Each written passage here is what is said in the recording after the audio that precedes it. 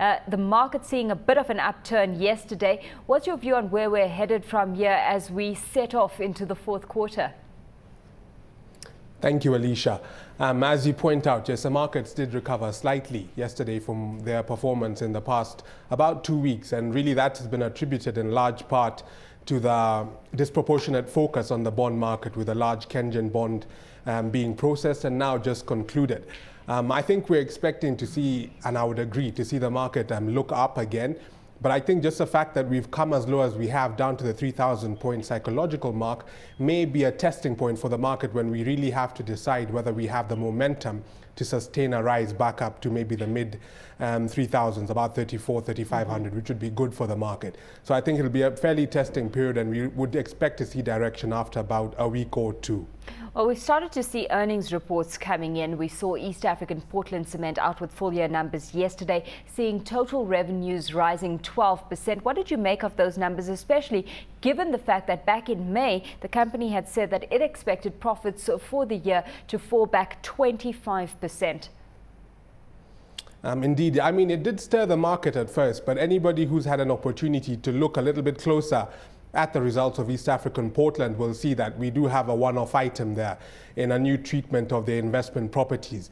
We don't generally like to see results of that kind in the market because they can distort the investor's view, particularly for investors who are looking for general indications rather than a detailed fundamental analysis. I think now that people have looked at it, they will see modest growth, and we have seen modest growth from its colleagues in the industry, most notably with Athi Mining, which is the smallest of the manufacturing cement companies, but has the highest potential for growth, and the market has rewarded that. So I think with East African Portland, once the market digests the fact that it was a one-off item that led to that reversal in fortunes, I think you will see a fairly subdued appreciation of what is just a slightly better result. Because without that once-off item that you've highlighted, some traders saying that the company would have actually recorded a decline in profit. So we saw the shares rising over 7.5% yesterday. Are you expecting a pullback on that counter today?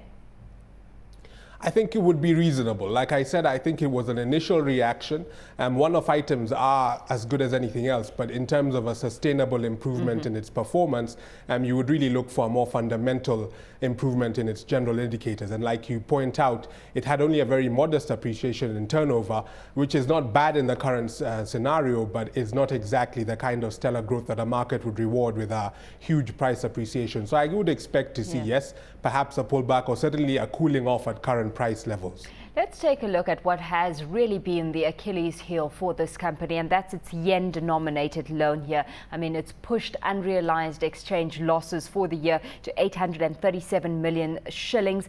What do you anticipate the company's plan with regards to this loan being going forward? Is there an option of actually trying to raise money locally to pay off that debt and then, hedge against foreign currency fluctuations in that way?